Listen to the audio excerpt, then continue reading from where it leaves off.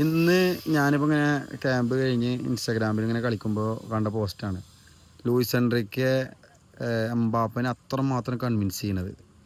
അപ്പോൾ ഒരു 1-on-1 ഇരുത്തി ഒറ്റയ്ക്ക് ഇരുത്തി ആ ബോർഡ് സ്ക്രീനിൽ കളിയുടെ കാര്യങ്ങളെല്ലാം കാണിച്ചു കൊടുത്ത് ആളെ പ്ലാനും ആളെന്താണ് ചെയ്യാൻ ഉദ്ദേശിക്കുന്നത് ആളെ എന്തൊക്കെയാണ് എന്നുള്ള ഫുൾ പ്ലാനും എന്താണ് പറഞ്ഞതെന്നുള്ളത് നമുക്ക് ഊഹിക്കാവുന്നുള്ളൂ. കാരണം ആ ടീമിൽ നിൽക്കാൻ ആൾ അത്രമാത്രം സമ്മർദ്ദം ചെലുത്തി. ഫ്രീ ആയിട്ടാണ് പോകുന്നത്, ഫ്രീ ട്രാൻസ്ഫറിലാണ് റയൽ മാഡ്രിഡിൽ പോണത്. അത്രമാത്രം സമ്മർദ്ദം ചെലുത്തിയിട്ട് ആ പ്ലെയർ നിർത്താൻ നോക്കിയത്. പക്ഷേ അയാൾ ചാമ്പ്യൻസ് ലീഗ് നേടണം.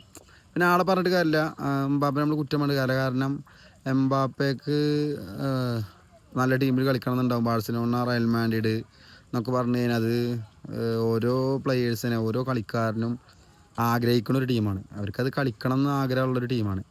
ആ ഒരു ടീമിൽ പോകണം, അതിൽ കളിക്കണം എന്നുള്ളത് ഇത് ഏത് പ്ലെയേഴ്സിനും, അത് ഏത് ലോക്കൽ പ്ലെയേഴ്സ് ആണെങ്കിലും പ്രൊഫഷണൽ പ്ലെയേഴ്സിനൊക്കെ ആഗ്രഹമുള്ളൊരു ടീമാണ് ഈ രണ്ടും. അപ്പോൾ അതിനു വേണ്ടിയാണ് അയാൾ പോയത്. പക്ഷേ ഇതൊന്നൊരു കാര്യം നമ്മൾ മനസ്സിലാക്കേണ്ടത്, നമ്മളൊരു കളിക്കാരൻ പോയതുകൊണ്ട് ഒരു ടീം തകരൂല. അപ്പോൾ ചില കളിക്കാർ വിചാരം ഉണ്ടാവും ഞാൻ പോയാൽ അവർക്കൊന്നും പറ്റൂല എന്ന്. അതൊക്കെ വെറുതെ തോന്നലാണ്.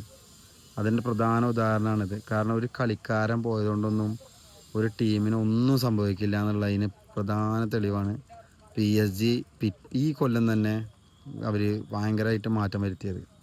എളുപ്പമല്ല. കാരണം എന്താ പറയുക, ഒരു ടീം ഇങ്ങനെ നിൽക്കുക എന്ന് പറഞ്ഞു കഴിഞ്ഞാൽ ചെറിയ കാര്യമല്ല. ഇങ്ങനത്തെ ഒരു അതോ എംബാപ്പെ എന്ന് പറഞ്ഞാൽ ഒരു അവിഭാജ്യ ഘടകമാണ്. അവർ എംബാപ്പേനെ വെച്ചിട്ടാണ് അവൾ ഫുള്ള് സ്റ്റിക്ക് ഓൺ ചെയ്തിരുന്നത് പ്ലാനുകൾ. അതെല്ലാം തകർന്നിട്ട് ഈ ടീം ബിൽഡപ്പായി എന്ന് പറയുമ്പോൾ നമുക്ക് മനസ്സിലാക്കുന്ന ഒറ്റ കാര്യമുള്ളൂ, ഒരു കളിക്കാരനും ഒരു ടീമിൻ്റെ മേലല്ല.